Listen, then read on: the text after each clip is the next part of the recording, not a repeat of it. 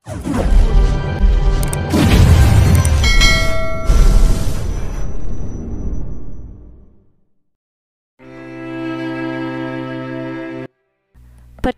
POV. Maaga akong bumangon sa pagkakahiga dahil ito lang last day namin sa beach. Sa 3 araw ng pagbabakasyon namin dito, masasabi kong napakasaya ng mga ginawa namin. Anday pa nga naming tinry ng mga water adventures eh. Naalala ko pang muntikan pa kami mag-away ni Romulo doon sa snorkeling. Gustong gusto ko kasi talagang tingnan yung mga corals sa baba. Ayaw kasi akong payag ni Romulo dahil risky raw masyado. Baka mawala pa raw ako. Di naman siya risky para sa akin dahil may nakakabit na tali sa waist ng tao. Tapos nakatali yung isang dulo sa bangka-bangka. Pero dahil nga nagtampo ako ng bongga, pumayag na siya sa isang kondisyon. Sinamahan niya ako, tinawakan niya lang kamay ko habang nasa ilalim kami ng tubig. Gustong gusto ko kasi ng adventurous things. Pero talagang makulit ako at super duper duper ako nagtampo. Pumayag na naman siya. At sa tanang buhay ko ngayon ko lang naranasan o mararanasan ang mga bagay na yon. Tinanong niya ako kung wala ba daw akong kapaguran sa mga water activities. Sabi ko naman, masaya kasi ang mga yon. Ngayon, I'm thinking of another water activity to experience. Tapos mamayang hapon, bibili kami ng mga souvenirs. Bibilan ko sila Brenda at Shane dahil nga ngaawan ako noon kapag nalaman nilang nagbakasyon kami pero hindi sila binilhan ng souvenir. Lumabas ako ng balcony para tingnan ng seashore. May nakita akong 3 babaeng may suot na bilog sa ulo nila na para bang astronaut. Anong water activity yan? Wala namang stars sa Earth? Bumaba naman ako ng dahan-dahan para tingnan ng water activity na yon. Di ko kasi alam yun at saka kailangan kong lumabas ng dahan-dahan dahil tutulog pa si Romulo. Underwater walking? Bago yun na. Agad ako lumapit doon sa parang way ko saan bababa yung 3 babae. Tinignan ko sila sa baba and na-amaze ako.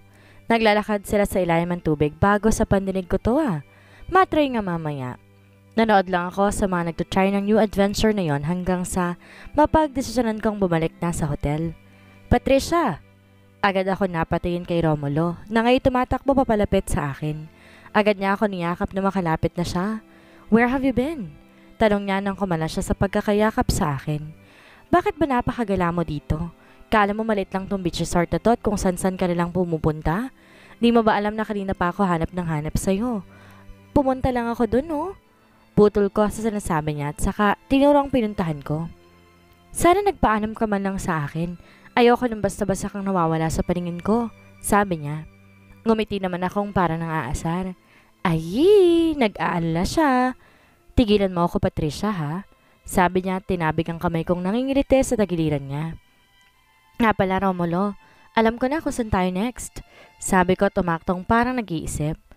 Ano na naman yan? Bakit bang hilig mong... dali na. Last na to. Maglilibot na tayo for souvenir mamayang hapon. Sabi ko sa nagmamakaawang tono. Kumapit pa ako sa braso niya na parang bata. Sige na nga. Promise me that this will be the last. Sabi niya. I promise. Sabi kong parang bata. Bumalik na kami sa hotel para magbisang panligo. Saka pumunta kami sa underwater walking station. Yan? Parang boring yan Sabi ni Romulo na makita niyang itatry namin. Hindi kaya? Sabi ko, tinila siya. Binigyan naman kami ng crew ng parang pang-astronaut. Ako pa ang nagsuot kay Romulo nun sa ulo at sinuot ko na rin yung akin. Nauna siyang bumaba at saka ako. Nang pababa na ako'y bigla ako nadulas. Buti nilang nasambot agad ako ni Romulo. Holding hands kami naglalakad sa ilalim ng tubig at pinipicturan ko kami dahil memory na naman to. Papa-develop ko pa.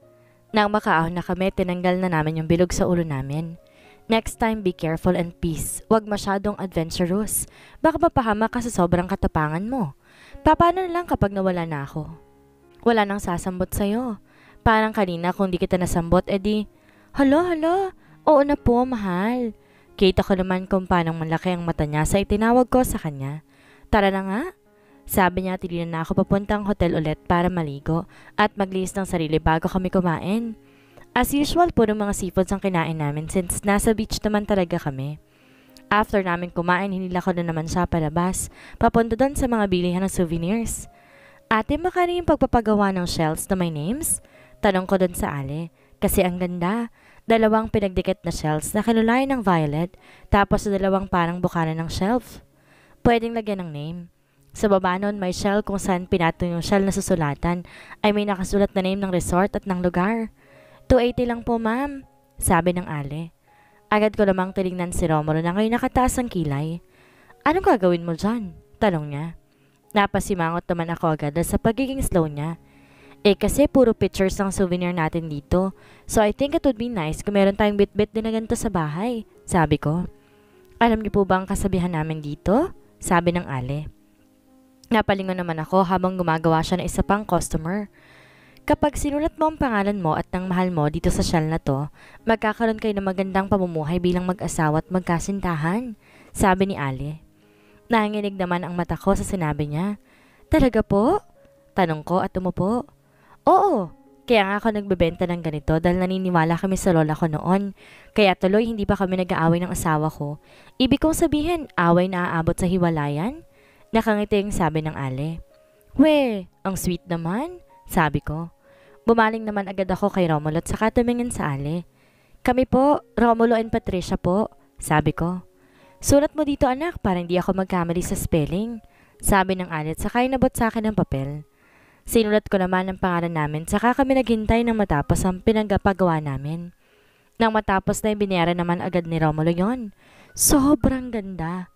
Hinila ko naman si Romulo sa iba pang souvenir para makapili na ako ng para sa mga kaibigan ko.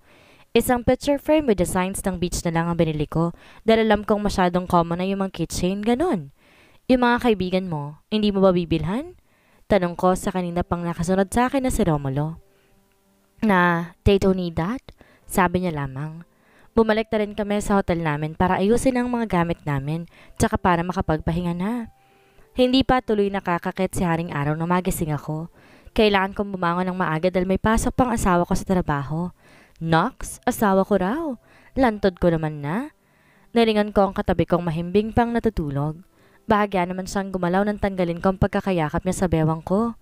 Hinawi kong buhok niya sa mukha para titigan pa siya. Ang swerte ko sa asawa ko, napakagwapo talaga. Daig pa ang mga fictional character sa Wattpad. Lumapit naman ako at saka siya hinalikan sa pisngi. Smack lang. Nakita ko namang gumalaw siya ng kaunti, kaya't nagsteady muna ako para titigan lamang siya. Maya-maya pa na makontento na ako sa pagsaulo ng mukha niya. Tumayo na ako para pulutin ang mga damit naming nagkalat sa sahig. Nagbihis rin ako at nagdarin ng bubok saka bumaba. Kumuha lang ako ng lulutuin ko at saka nagluto. Pasway-sway pa ako habang nagluluto at napahinto na lamang nang may maramdaman akong mga kamay na nakapulupot sa bewang ko. Pinatong naman ni Romulo ang chin niya sa balikat ko habang nakayakap sa bewang ko mga braso. Good morning! Bati ko sa kanya in my most jolly tone. Tsaka ako humarap habang nakataas ang tong sa kanang kamay ko. Good morning too. Nakanguso niyang sabi habang kinukusot ang mga mata niya. Cute! Gising ka na pala, hubby. Sabi ko at tumalikod sa kanya para balik na rin ang niluluto kong luncheon meat. Di pa ako tapos magluto eh. Sabi ko at saka ako humarap sa kanya. Upo ka na dun no? Patapos na rin to. Nandun na rin ang dyaryo mo. Sabi ko. Tumango naman siya at saka naglakad na sa upuan niya. Kakauwi lang pala namin kahapon. Gusto ko na nga sana na wag na muna siya magtrabaho at magpahinga na muna. Kasi sabi niya, marami na raw siyang na-miss sa kumpanya. Alam ko rin na tambak ng trabaho niya. Nang matapos ang niluto ko, iniahon na niya yun saka lumapit sa mesa ng pinagkainan namin para ilapag. Nagbaba naman siya ng dyaryo, saka nilapag ito sa gilid niya nang nakatupi. Tahimik naman siyang nagsandok ng pagkain at saka ulam. Nga pala, may gusto akong sabihin sa kanya. Sana naman pumayag siya. Pangarap ko kasi talaga maging isang doktor. Gusto kong magtuloy sa medicine para hindi naman ako laging sa bahay lang. Gagawin ko pa rin naman ang mga tungkulin ko bilang asawa niya kahit nag-aaral pa ako. Romulo? Nalingon niya naman ako na para bang naghihintay ng sasabihin ko. Can I still pursue my dream? I mean, you know, I really wanted to be a doctor. Medyo kinakabahan kong pambasag sa katahimikan. Matagal lang siyang nakatitig sa akin. At tumikim. I can't. Sabi niya pa. Napakunot ang noo ko. Anong I can't? Na wrong grammar ba to si Romulo? I mean, I think about it. Bawi niya kagad sa sinabi niya. I promise kahit nag-aaral ako, gagawin ko pa rin lahat ng tungkulin ng isang asawa sa kanyang asawa. Sabi ko. I said I will think about it. Sabi niya in an emotionless tone. Bahagya ako nagulat pero nginitian ko pa rin siya. Isang sweet smile. Nababagot kasi ako sa bahay tuwing ako lang mag-isa at feeling ko, kikintab na tong buong bahay kapag nandito lang ako nakapirmi. Di na rin naman ako nagsalita at maging siya. Pagkatapos niyang kumain, umakyat na siya para maligo. Tumayo na rin ako para maghugas sa mga pinagkainan namin. Tsaka ako umakyat para hinda na ang masusuot niya. Maya-maya pa'y lumabas na siya nung nakatapis nang. Lumapit naman siya sa higaan ko saan ko pinatong ang damit niya. Tsaka iyon kinuha. Nang akma niyan tatanggalin ang tuwalya sa bewang niya, agad akong tumayo. What? Takang tanong niya. Hindi ko lang siya tinignan. Nalatiling sa pintuan nakatingin. May gagawin pa pala ako sa kusina. Palusot habang nakaturo sa pintuan. Bigla siyang tumawa kaya napalingon ako sa kanya. Pero agad ko ring binawi nang matanggal niya ng tuwalya niya. Are you... hindi. Sagot ko kahit di niya pa natatapos ang tanong niya. Para namang di mo pa to nakikita? Sabi niya at tumawa pa. Ramdam ko namang uminit ang pisi ko kaya para akong nininervyos. Natinak ang buhok ko sa tenga. Lalabas na ako. Sabi ko tinihintay pa ang sasabihin niya at saka ako lumabas. Napabuga naman ako nang makalabas na ako ng pinto. Haru, baka mapagsamantalahan ko siya eh. Charot. Di ko alam kung ba't naiilang pa rin ako, kahit na ilang beses nang may nangyari sa amin. Sa bagay, hindi ko naman tinitingnan ang anya kapag ginagawa namin yon. Nararamdaman ko lang, ay, shems! Nagkakasalang utak ko dahil kay Romulo. Bad, bad, bad. Bumaba na lang ako at pagbukas ng TV. Maya-maya pa'y narinig kong footsteps niyang pababa.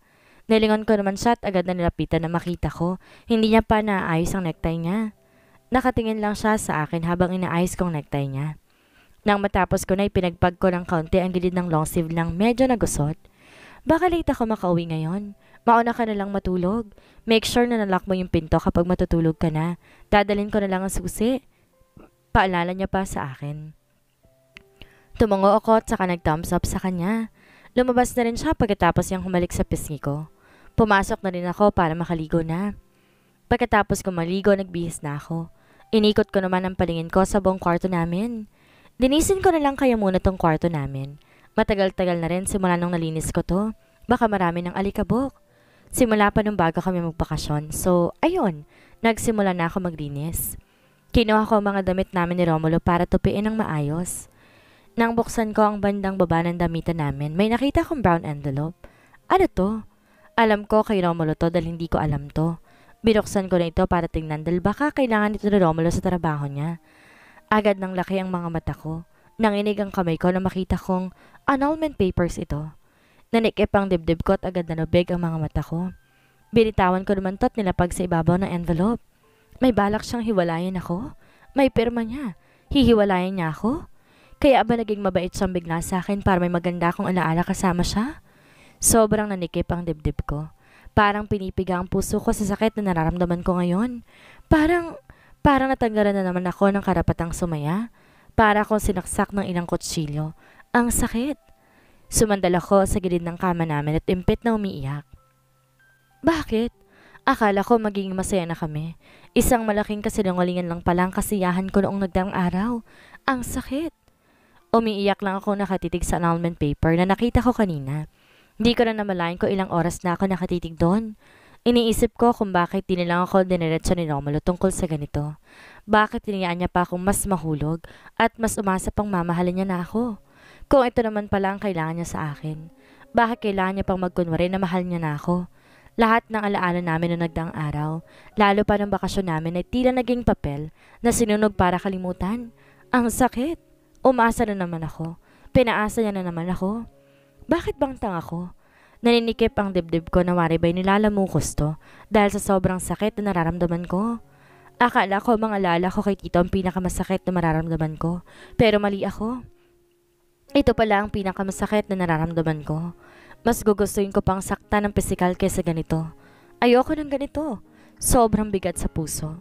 Hindi ko alam kung para sa ng pangiti ko but I just found myself smiling but a hurtful one. Tumayo ako para kunin ang ballpen sa working table niya. Tinitigan ko lang to at iniisip kung tama bang gagawin kong desisyon. I know he will never love me. Should I stop being so desperate? I will sign this, Romulo, but please, just for a week. I will not let you know that I already signed it, but please, just 1 week. 1 week before I totally let you go, just please. Let me feel that you really love me, even if it's just an act. Nakinginig at hugot hininga kong pinirmahan ng papel kung saan may pirma rin ni Romulo. Patricia Mendez. Now, you're no longer my husband, and now, I'm no longer your wife. Tinitigan ko lang ang space kung saan ako pumirma at sinasaulo ang pirma ko. Kinuha ko ng papel at nilagay ulit sa envelope kung saan ko ito nakuha. Binalik ko ito sa damitan namin at saka sinarado pa ito. I now set you free, Romulo. Pinunasan ko ang mga luha ko at kinuha ang unan na lagi kong iniunan. Tumingin ako sa taas para pigilan ang luha ko bago ko lumabas ng tuluyan sa kwarto. Dumiretso pa ako sa guest room. Doon ko gustong umiyak ng umiyak hanggang sa mawala ang sakit na nararamdaman ko. Sana pala hindi na lang ako naglinis. Sana hindi ko na lang pinakailaman yon at tinayaan ko na lang si Romulo na magsabi na sa akin. Nilak ko na ang pinto sa guest room. Umupo sa kama habang nakasandal ang likod sa headboard. Niyakap ko lang ang unan na kinuha ko kanina sa kwarto namin at dumukmo. Doon ko lahat ibinuhos ang luha ko at ang sakit na nararamdaman ko. Kahit kailan walang nagmamahal sa akin. Hindi ata talaga para sa akin ang salitang pagmamahal. Simula nung bata pa ako hanggang ngayon hindi pa ako nakakatanggap ng pagmamahal. Hindi ba talaga ako karapat-dapat sa pagmamahal ng ibang tao? Ano ba ang dapat kong gawin para mahalin ka? Hindi ko talaga alam kung hindi ako kamahal-mahal. Ang sakit eh. Ang sakit-sakit. Sobrang sakit. Hinawakan ko ang bandang puso ko at bahagya itong pinisil. Para saan pa't tumitibok ka pa? Bakit ka nasasaktan? At bakit ikaw naman laging nasasaktan? Ano ba ang pakiramdam kapag may nagmamahal sa'yo? Masaya ba yon? Ano ang pakiramdam? Alam mo ba? Malamang hindi mo alam. Hindi mo kasi naranasan eh. Patuloy lang sa pag-iyak hanggang sa hindi ko na malayan. Nakatulog na pala ako. Nagising ako sa sinig ng araw. Napatingin ako sa braso na kadagan sa akin. Dahan-dahan naman akong lumingon at bahagyang napaluha nang makuha ni Romulong bumungad sa akin. Kailan pa siya dumating? Bakit nandito ako sa kwarto namin? Nilingon ko naman si Romulo at sinaulo ang buong mukha niya nang natutulog. Panaginip lang ba lahat ng yon? Tumayo naman ako kaagad ng tahimik para tingnan kung totoo bang may envelope sa damitan namin. Maingat akong kumilos dahil baka magising si Romulo. Napangiti ako na mapakla na makita ko pa rin doon ang annulment papers na may pirma ko na. Bumaling naman ako kay Romulo at napayo ko para punasan ang luhang kumawala na naman sa mata ko. Binalik ko yon sa damitan namin at dahan-dahan naglakad pa palabas ng kwarto namin para maghanda ng kakainin ni Romulo. Gagawin ko pa rin for 1 week ay kahit di na ako asawa ni Romulo. Habang nagluluto ako, naramdaman kong may yumakap sa akin sa likod. Di na ako nag-abalang lumingon dahil alam kong si Romulo lamang yon. Good morning. Why did you step on the guest room last night? He asked in a husky voice dahil kagigising niya lamang. I am just tired cleaning our room kahapon at ayoko madumingisan ulit yon. Pinipilit kong maging masayang tono ko kahit sa kalooban-looban ko. Gusto ko nang umiyak. Di naman siya nagsalita. Kaya, hindi na rin ako nagsalita. I am still thinking about the annulment paper. I can't. Gusto ko sana magpaalam sa'yo mamaya kung pwede ba ako pumunta kila Brenda. Kunwaring paalam ko. Ayoko na mas umasa pa sa kanya kaya't gusto kong umalis bukas. Why? Di naman talaga ako aalis. Gusto ko lang mapag-isa. Gusto ko magsimulang lumayo kay Romulo dahil mahihirapan ako kapag binigla ko. Yan ang purpose ko kung bakit gusto ko mag 1 week stay muna. Dadahan-dahanin ko na lang ang paglayo. Hey! Gusto kong matutuhan muna siyang layuan para matutong puso kong kumawala sa kanya. Hey! Agad akong nabalik sa ulirat ko na mapansin ko. Kanina pa ako tinatawag ni Romulo. What's bothering you today? He asked. Tumingin lang ako sa baba. Wala. Sabi ko na lamang. Napakunot noon lang ako tingnan at nagpatuloy na sa pagkain. After niyang kumain, nagugas na ako ng pinagkainan namin habang siya ay umakyat. Ginawa ko ng dati kong gawin tulad ng paghahanda ng susuotin niya at pag-aayos ng necktie niya. Don't. Inintay ko na lang siyang magsalita ulit. Huwag ka magpapagabi Sabi niya tinalikan ako sa noo. Ngumiti naman ako sa kanya. Nang makaalis na siya, doon naman tumulong luha ko. Mahalin mo ko, Romulo. Kahit ngayon lang, nagmamakaawa ko sa'yo. Pagkaalis ni Romulo, umakyat na ako ulit. Kinuha kong cellphone ko na binigay ni Romulo sa akin. Tinitigan ko lang ang pangalan ng ina ni Romulo. Tama ba ang desisyon ko na pirmahan ang annulment paper? Pero yun ang matagal nang gusto ni Romulo, hindi ba? Gusto kong magpaalam na sa ina ni Romulo kaso baka magtanong-tanong ang ama niya at maging dahilan pa para pagalitan siya. Naalala ko pa naman ang sinabi ng ama niya na ipapakulong siya nito kapag nalaman niya na sinasaktan ako nito. Napangiti ako na may planong nabuo sa isipan ko. Kailangan kong gawin to para hindi ka na masaktan, Romulo. I'm sorry. Nilapag ko muna ang cellphone ko at pumasok sa CR para maligo. Pagkatapos ay nagbihis na ako para pumunta ng club. Kailangan kong gumawa ng paraan para magkaroon ng dahilan ng mga magulang ni Romulo na paghiwalayin kami. Gusto ko ring magliwaliw muna dahil nakakapagod na sa bahay. Kumuha ko ng shorts at crop top na shirt sa cabinet ko at nagbihis na. Naglagay na rin ako ng makeup para maging single look. Kinuha ko ang purse ko at kumuha ng pera sa cabinet. Kinuha ko na rin ang cellphone ko at saka tinawagan sila Jane at Brenda. Ano yon, tuta? Bunga ni Jane pagkasagot ng tawag ko. Bar tayo, yaya ko. What? Seryoso ka? Gulat niyang tanong. Oo, samahan ninyo ako. Sabi ko. Hala, anyari? Nag-away ba kayo ng asawa mo? Tanong niya. Di naman ako sumagot. O siya, wait lang. Titingnan ko lang kung may sked ako ngayon. Total, hindi pa naman ako nakapag-day off. Text na lang kita kapag pwede ako. Sambit niya pa. Basta kanya-kanyang bayad ha. Wala akong pera ngayon eh. Sabi ko. Gaga, ano ba kasi nangyari sa'yo? No ba yan? Pipingutin ko talaga yung asawa mo sa tenga kapag nalaman ko sinasaktan ka niya. Naku, sabi niya. O siya, doon na lang sa dating bar na pinuntahan natin, ha? Tatawagin ko pa si Brenda, sabi ko. Sige, bye-bye, sabi niya at ibinaba ng tawag. Sunod ko namang tinawagan si Brenda. Oh, sagot ni Brenda sa tawag ko. Bar tayo? Yaya ko pa sa kanya. Ha? Narinig ko naman ang pagbuntong hininga niya. May nangyari ba? Are you okay? Ramdam ko ang lungkot sa tono ng boses niya. Ngumiti ako kahit alam kong hindi niya naman nakikita. Sabi niya ang swerte ko sa mga kaibigan ko. Sa kanila ko naranasan ng pagmamahal na ipinagkait ng karamihan sa akin. Okay, sasama ako. Sang bar? She asked. Sa dating bar na pinuntahan natin noon, sabi ko pa sa kanya. Okay, ngayon na ba? Oo sana, nagbihis na ako. Okay, paligulain ko lang si Tanya at susunod na lamang ako. Ingat. You too. Basta tatandaan mo, nandito lang kami palagi para sa'yo. Madamdamin niyang sabi sa akin. Ngumiti naman ako. Naglakad ako at tumiretso sa bar. Pinalabas naman ako ng guard dahil ang sabi ko pupuntahan ko si Romulo. Pagkapasok ko pa lang sa bar na amoy ko ng amoy ng alak. Ang aga pa pero ang dami na ng tao. 11:00 na pero marami na nagsasayawan sa gitna. Dumiretso ako sa counter. 5 bote nga po ng Sanmig. Sabi ko sa bartender. Sanmig lang kinuha ko dahil yun lang ang kaya ng budget ko. Tsaka yun ang madalas kong naiinom noon. Okay ma'am, sabi ng bartender at binigyan nga ako ng 5 bote ng Sanmig. Tinitigan ko pa ang bote bago ko pa nilagok yun. Sa lahat ng alak, ito ang paborito ko dahil ang sarap ng lasa. Tsaka hindi masyadong sumasakit ang ulo ko sa ting umaga. Oh my gosh, Patricia! Napalingon ako sa taang tumawag sa akin. Nakita ko naman si Brenda at Jane. Hindi mo man lang kami hinintay? Sabi ni Jane at umupo sa magkabilang gilid ko silang dalawa. Tell us first your problem bago ka magpakalasing dyan, sabi ni Jane. Inawakan pa niyang boteng lalagokin ko sana para pigilan ako. Pinirmahan ko ng annulment papers. Diretso kong sabi sa kanila. What? Gulat at tanong ni Jane. Si Brenda naman tahimik lang nakikinig. What did you say? Gulat pa ring ulit ni Jane sa tanong niya. He never loved me, I know. And he will never be happy with me. Sabi ko at uminom ulit ng alak na hawak ko.